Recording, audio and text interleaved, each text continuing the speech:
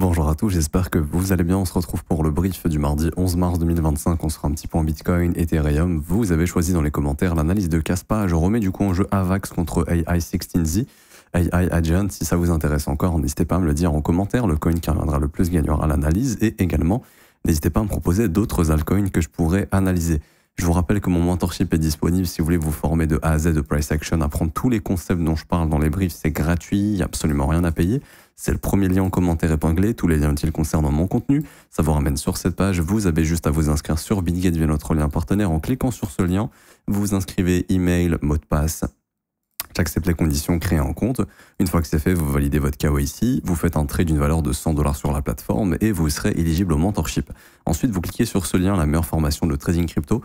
Vous cliquez sur obtenir gratuitement, vous remplissez email identifiant BitGet, vous cliquez sur recevoir gratuitement, vous recevez instantanément la première formation qui est Assure ton bull market comme un pro, une formation de 6 heures. Et quelques heures plus tard, jusqu'à 24 heures après, vous recevrez le mentorship dans votre boîte mail également. Alors pour revenir sur Bitcoin ici, avant de parler d'analyse technique, on va parler des news éco. Premièrement, on a les chiffres du CPI mercredi 12 mars, donc demain, chiffre assez important. Le marché s'attend à 2,9, donc si on est en dessous de 2,9, éventuellement il faudra s'attendre à un short squeeze et un rebond plus profond. Si on est au-dessus de 2,9, le marché va mal le prendre et les risques de récession vont augmenter. Bon, nous on sait déjà que le marché ici, grâce à Truthflation, a une inflation qui chute énormément. Et on sait que la crainte des marchés actuellement, c'est pas justement une inflation trop haute et une Fed qui va mettre du temps à baisser ses taux, c'est justement une récession puisque l'inflation est en chute libre et que ça, c'est pas normal. Ok, ces risques de récession / déflation. Je le redis, la déflation, c'est l'ennemi de l'économie. Si la Fed a pris trop de temps à baisser ses taux d'intérêt, l'inflation chute trop, on va en déflation et c'est comme pendant Covid ici où là, quand on est parti en déflation, les marchés se sont fait éclater. Et ensuite, la Fed a baissé les taux à 0 en express, a redynamisé son économie, et je vous le dis honnêtement, ce serait le meilleur des scénarios. Et j'ai l'impression qu'on est en train de rentrer dedans, c'est-à-dire un crash économique qui va forcer la Fed à baisser ses taux d'intérêt. Bien sûr, malheureusement, Bitcoin crash aussi, entre guillemets, même s'il crash moins que les indices, pour être honnête. Parce que Bitcoin est sur une sorte de double bottom. Les indices, eux, sont vraiment en chute libre. Hier, la journée de lundi est vraiment dévastatrice. Et c'est ce qui fait que si récession, la Fed va être obligée de baisser ses taux d'intérêt en express. Et ça, c'est ce que veut Donald Trump probablement, et c'est ce que veulent les plus grosses banques du monde. Et je pense que c'est ce dont le système américain a besoin d'une récession. Un reset, on nettoie tout, on repart sur de bonnes bases, on baisse les taux d'intérêt, parce qu'en fait, s'il n'y a pas de récession, la Fed ne pourra pas baisser ses taux proches de zéro avant peut-être 2028, 2029, 2030. Et Powell a dit qu'il n'y aura pas de QE tant qu'on n'aura pas les taux à zéro. Donc, ce qui veut dire que l'économie américaine ne sera pas dynamisée, que la dette américaine va continuer d'augmenter avec des taux d'intérêt qui sont élevés et c'est une situation qu'ils ne peuvent pas tenir. Donc la meilleure situation pour eux, c'est la récession, ce qu'on appelle un reset. On reset l'économie, on baisse les taux d'intérêt rapidement, on restimule, mais avant ça, ça se fait pricer. Et ça se fait pricer actuellement. Alors ça pourrait être pricé, ça veut dire quoi? C'est-à-dire en gros, le marché va baisser pour donner un pricing à cette récession, dire ok, la récession arrive, ok, elle va avoir lieu, ok, on va être dedans. On le price en amont. Et ici, vous avez par exemple le crack Covid, où le Nasdaq est passé de 9700 points à 6600 points, donc c'est une baisse d'environ 30% ici, 32%. On peut être sur une baisse de cette envergure éventuellement, moins, plus, on ne sait pas. Ok, c'est impossible de savoir. On est déjà à 13-14% de baisse, c'est énorme pour les indices américains. Pour ceux qui font de la crypto, c'est la variation d'un altcoin sur 2-3 jours. Sur les indices américains, c'est énorme. Les actions, pareil, ça tout se fait démonter. Ok. Et donc, on est sur ce pricing éventuel de récession. Et du coup, les chiffres de l'inflation, justement, vont être meilleurs que 2,9, puisqu'on a fait le calcul hier, et d'après les métriques de Truthflation, on serait entre 2,6 et 2,7. Et le début de semaine commence à la baisse. Ce qui m'invite à penser, hier c'était le scénario envisagé, début de semaine baissier, et ensuite mercredi short squeeze. Alors là, on est mardi, le marché commence déjà à déclencher un rebond. Ce qui est intéressant, c'est qu'on est venu chercher le point d'intérêt dont on avait parlé, le plus bas du mois de février, donc les 78 200 $. On continue de bosser ce fair value gap ici qui a été bossé à 100% si vous regardez bien. Hop, vous voyez, on est venu combler tout ce fair value gap. Et donc, c'est ce qui nous permet justement d'avoir ici la prise également du Mandelo, du plus bas de lundi. Donc techniquement, peut-être que le bottom de la semaine s'est formé. Ok ? Qui dit bottom de semaine dit éventuellement retracement pour le CPI. Il y aura deux objectifs. Il y aura le premier fair value gap ici entre les 87 700 et les 86 900. Et le deuxième fair value gap qui s'est formé du coup, donc ça pour l'instant c'est un breakaway gap, et ce breakaway gap ici, entre les, alors ça bug un peu, entre les 85 100 et les 84 000 $. Pour le moment on peut pas dire bullish, ok, ça veut pas dire qu'il faut short ici, qu'il faut vendre ou autre. Hein. Pour moi plus le prix baisse, plus on s'approche d'un éventuel bottom. Pareil, plus on monte, plus on s'approche du top, plus on baisse, plus on s'approche du bottom. Mais on peut pas encore confirmer de bottom ici, ni vraiment de signal de force. Ça c'est ce qu'il faut bien comprendre, ok. Et du coup, pour revenir ici sur BTC, hop, en horaire, on a ce qu'on appelle un market structure shift. Ok, c'est pas la structure la plus puissante, mais bon, on peut le noter quand même, c'est intéressant. En tout cas, ça va nous initier un rebond. Moi, ce que je vois ici, c'est un order block. Ok, pour moi, ça sera le point de repère. Et le point de repère va être ce fair value gap. Pour faire simple, si aujourd'hui Bitcoin retrace ce fair value gap échoue, je m'attendrai éventuellement peut-être à un dernier move baissier avant le CPI. Parce que je pense que le CPI va marquer un short quiz. Et que le CPI va marquer peut-être un retracement dans les zones que je viens de vous indiquer, c'est-à-dire minimum 84 000 $, voire jusqu'à 87 000 $. Et encore une fois, ce ne sera pas forcément to the moon tout de suite, parce que le prix pourrait juste malheureusement faire ça. Mais au moins, ça va initier un rebond, déjà en attendant de voir ce qui se passe un peu du côté des indices américains. Mais là, je vous le dis ici, si vous mettez à shorter Bitcoin, il y a énormément de chances que votre risk reward ne soit pas bon et que vous vous fassiez squeeze au moment du CPI puisque les résultats vont être bons si Trueflation ne se trompe pas et il se trompe quasiment jamais. Des calculs qu'on a fait entre 2.6 et 2.7. Donc, le CPI va baisser, les marchés vont souffler un petit peu. Pourtant, on sait déjà que d'après Trueflation, l'inflation chute énormément et que là, ça devient un risque. Mais ça, ce sont des algorithmes de banques, d'institutions, de hedge funds qui gèrent des milliards sous gestion, qui ont des budgets de centaines de millions de dollars de recherche annuelle pour avoir des algos les plus poussés possibles, pour avoir des projections sur l'économie, etc. Vous doutez bien que eux, ils ont bien des outils qui calculent également. Si Trueflation le fait, vous doutez bien qu'un BlackRock qui a des milliers de milliards sous gestion, peut-être j'abuse, hein, mais on va dire des milliards sous gestion, sait comment calculer l'inflation en temps réel. Donc eux, ils ont déjà ce genre d'informations. C'est pour ça que le marché chute énormément actuellement. Mais pour le marché, pour la narrative globale, une baisse de l'inflation plus forte que prévu devrait permettre de déclencher un short squeeze et d'aller liquider un petit peu ceux qui shortent trop ce marché, éventuellement. Et c'est pour ça que on a un marqué structure shift. Alors c'est comme je dis, hein, moi je préfère le breaker, mais en soi il est là, donc ok. Et je pense qu'on ira repricer aujourd'hui les deux fair value gap qu'on a laissés ici. Donc entre les 82 500 et 81 100. Et ça va faire office de rejet potentiellement. Il faudra voir ce qui se passe ici. Si on rejette, on s'attendra peut-être à une dernière prise du lot de mardi avant le CPI. Pour quand il y aura le CPI, si on a nettoyé ce lot ici, là très probablement sera le bottom de la semaine. C'est mon avis. Parce que je m'attends à ce qu'il y ait un CPI bullish. Okay. Deuxième scénario, c'est qu'on a bottom ici. Quand je dis bottom, c'est pas le bottom définitif, c'est fini, waouh, génial. Non, c'est genre, on fait un rebond, on consolide ici, et le CPI fait une sorte de prise de stop, mais ensuite il nous forme notre breaker. Et puis là, on aura tout simplement un retracement dans les zones que je vous ai indiquées, et je pense plus que ce sera ce fair value gap ici, donc 87 000, 86 900, quelque chose comme ça, 87 800, 86 800. Encore une fois, ce qu'il faut comprendre, c'est qu'un marché ne chute jamais en ligne droite, vraiment ligne droite, ligne droite, ligne droite. C'est très rare, il y a très souvent des rebonds, on le voit ici avant de continuer plus bas. Donc vous faites la même chose, vous prenez votre FIB, on regarde où est-ce qu'elle est la zone. Ce que j'appelle personnellement premium, entre 0,5 et 0,75, bah, ce fair value gap serait une très belle zone de rebond, par exemple. Okay. Également, ce qu'on va noter, c'est le range de lundi, puisqu'on peut voir que le marché a nettoyé le plus bas de l'indice, qu'on appelle le Monday Low. Et du coup, le Monday High pourrait être un objectif éventuellement. Donc, c'est sur ce sommet, hop, le plus bas était exactement ici, hop, Daily Range. Et voilà un petit peu le range qu'on est en train de travailler actuellement. Prise du Monday Low, réintégration, si on échoue dans ce fair value gap, je pense qu'on redescendra sous le Monday Low, et tout ce qui se trouve sous le Monday Low avant le CPI, à mon avis, sera un piège baissier avant d'aller chercher le contre-pied. Concernant ETH, et encore une fois, le contre-pied ne veut pas dire que je suis bullish to the moon, machin, on parle de rebond. Graphiquement, la dynamique du Bitcoin est baissière. Ça me saoule de casser l'ambiance et de dire ça, mais je suis véridique, je suis factuel. Je suis pas en train de vous vendre du rêve en disant, ne vous inquiétez pas, le bull run, ça repart dans un mois, j'en sais rien.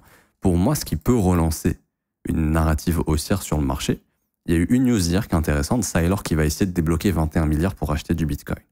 S'il y arrive, pourquoi pas repartir dans quelque chose d'haussier, même si je pense que 21 milliards, ça suffira pas, mais peut-être freiner la baisse au moins. Maintenant, ce qui peut permettre de repartir dans une ascension des marchés, ça reste toujours la global net liquidity. Il va falloir que les banques centrales impriment. Et le fait que les marchés boursiers chutent autant, si on a une récession, va permettre cette impression. Mais ça ne se fera pas en 2 jours.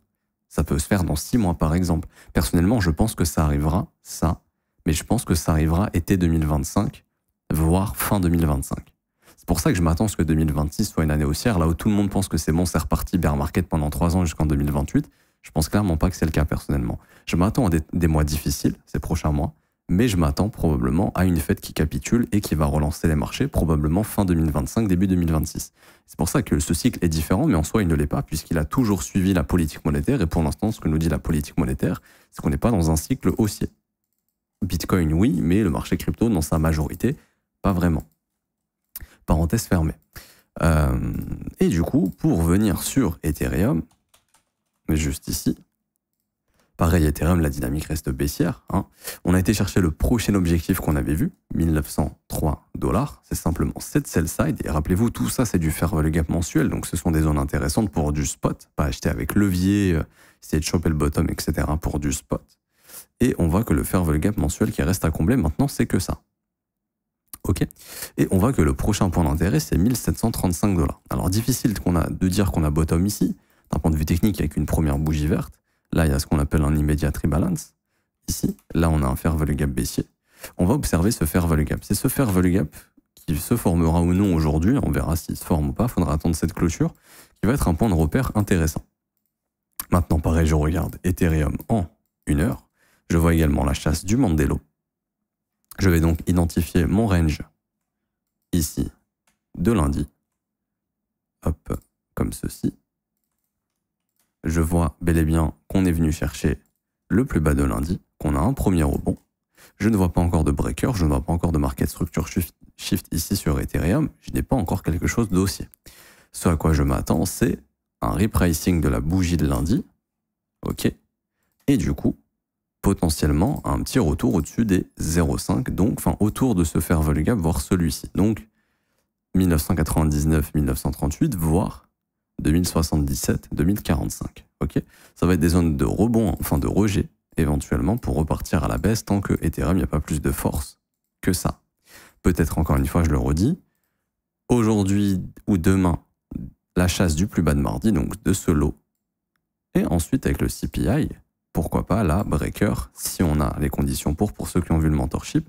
Et là, pour moi, il y aura un signal de short squeeze. Et je pense que là, on se dirigera bien plus haut, Monday high, et puis pourquoi pas beaucoup plus de stop bearish. Si les chiffres du CPI sont bons, mais on spécule sur le fait qu'ils seront bons, donc que les marchés ont attaqué à la baisse en début de semaine, mais que probablement mercredi, on va réavaler le début de semaine baissier.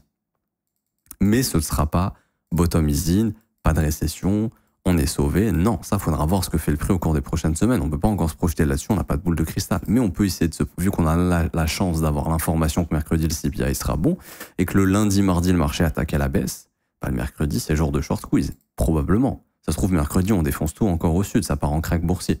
Mais ce qui serait le plus probable, serait plutôt le short squeeze vis-à-vis d'un CPI qui serait bon. C'est pour ça que si on a bottom ici, attendons de voir le développement d'un bottom. Ou, quand je parle de bottom, encore une fois, c'est la fin du mouvement baissier, loin de là, encore une fois. Là, on parle de bottom court terme. Et du coup, de se dire également que si on a la chasse de ce plus bas, là pour moi ça augmente encore plus les probabilités parce qu'on va encore chasser les acheteurs avant le CPI, bloquer du vendeur. Et derrière, si les chiffres du CPI sont bons, là on fera ça, très probablement.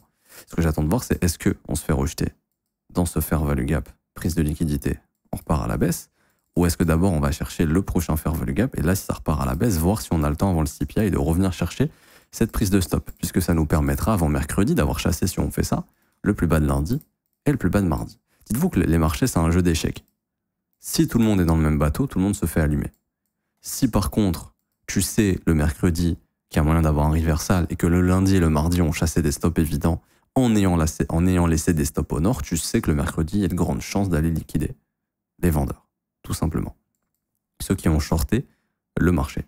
Et ce serait intéressant puisque si on fait ça, c'est-à-dire demain une dernière baisse avant le CPI pour récupérer le lot d'aujourd'hui, on viendra du coup chercher, on aura comblé tout le fair value gap. et on viendra chercher ce fair value gap vectoriel ici. Donc 1730, 1670, si c'est atteint demain ou même dans la journée, ça peut être une zone vraiment intéressante plutôt pour les swing traders qui ont une petite appréciation au niveau du risque pour essayer de capturer le prochain retracement qui pourrait être, alors on va peut-être regarder en 12 heures si on a des zones, je vois peut-être 2314 mais ça me paraît pour l'instant assez compliqué, hein. Mais je pense que ce serait au moins le sommet de la semaine actuelle, donc le Monday High, 2157 minimum. Donc là, on parle quand même de rebonds qui sont pas dégueulasses, hein. On parle quand même de 25%, faut pas oublier. C'est pas mal, c'est vraiment pas mal. Mais encore une fois, on pourra pas parler de bottom du siècle, etc. pour le moment, même si plus on baisse, plus on se rapproche d'un bottom, hein. N'oubliez pas que si vous prenez un FIB depuis le bottom de juin 2022, que vous prenez le sommet, on calcule, on est où? On est dans la RLZ, long terme, ici. Enfin, dans la RLZ de tout ce mouvement. Donc là, on arrive dans des zones vraiment intéressantes. Par exemple, il y a les 78,6 à 1570 $. Mais sur Ethereum, on arrive de plus en plus dans des zones intéressantes. Ok? Je m'arrête ici pour aujourd'hui. J'espère que ça vous aura plu. Si c'est le cas, n'hésitez pas à bombarder les pouces bleus, vous abonner si ce n'est pas déjà fait, mettre un petit commentaire également. Merci à ceux qui jouent le jeu. Je vous rappelle, premier commentaire épinglé, vous avez l'accès à la formation gratuite, mentorship, mais aussi notre service de copy trading qui est rentable. 7R sur les stratégies SPT au mois de février 2025, plus d'une cinquantaine de TP sur les stratégies LIM. Ici, c'est gratuit pour nous rejoindre, vous conservez 100% des gains, il n'y a absolument rien à payer. Premier lien en commentaire épinglé. Vous avez juste à vous inscrire sur BitGet via notre lien partenaire. Ensuite, à cliquer sur ce lien rejoindre copy trading, vous remplissez ce formulaire, prénom, email, identifiant BitGet, vous cliquez sur rejoindre. Et ensuite, vous cliquez sur configurer le copy trading. Il y a 4 vidéos à regarder, 1, 2, 3, 4. Vous les regardez dans l'ordre et c'est un tutoriel qui va vous montrer comment configurer notre plateforme de copy trading qui est juste ici. Et ensuite, pour ceux qui veulent rejoindre mon école et se former à mes côtés, ça se passe ici, rejoindre mon école de trading. Si vous voulez avoir accès à mes insights, que je fais sur les marchés, par exemple, les élèves savent que je suis hedgé depuis le rebond. J'aurais pu me hedger un peu mieux pour être honnête, mais depuis le rebond dans ce fair value gap ici, alors c'est un petit peu décorrélé sur le CME, c'est pas les mêmes chiffres, hein, mais perso, je me suis re-hedge ici, là, 91 300 $ à peu près, donc j'aurais pu me hedger un peu mieux, mais bon, ça m'évite de subir cette baisse. Et là, je gagne du Bitcoin actuellement sur cette chute. C'est plutôt positif, dans mon cas. Bref, je partage tout ça dans l'école. Également, vous aurez accès à la formation de l'école, bien évidemment, la plus complète, 19 heures de cours vidéo, 8 modules. Vous aurez un accès au Discord privé dans cette partie école, ici où il n'y a que les élèves qui ont accès pour échanger avec moi-même, mes collègues professeurs, pour avoir les réponses à toutes vos questions. Et vous avez aussi la possibilité de lire les témoignages des membres juste ici. Vous pouvez prendre votre abonnement quand vous le souhaitez. Si vous nous rejoignez aujourd'hui pour un mois, par exemple, votre abonnement s'arrêtera du coup le 11 avril 2025. C'est plus ce problème de paiement tous les premiers du mois. Donc, vous êtes les bienvenus. Je m'arrête ici. Bonne journée à tous. On se retrouve tout à l'heure pour l'analyse de... Vous avez choisi Kaspa. À tout à l'heure pour l'analyse de Kaspa. Ciao, ciao.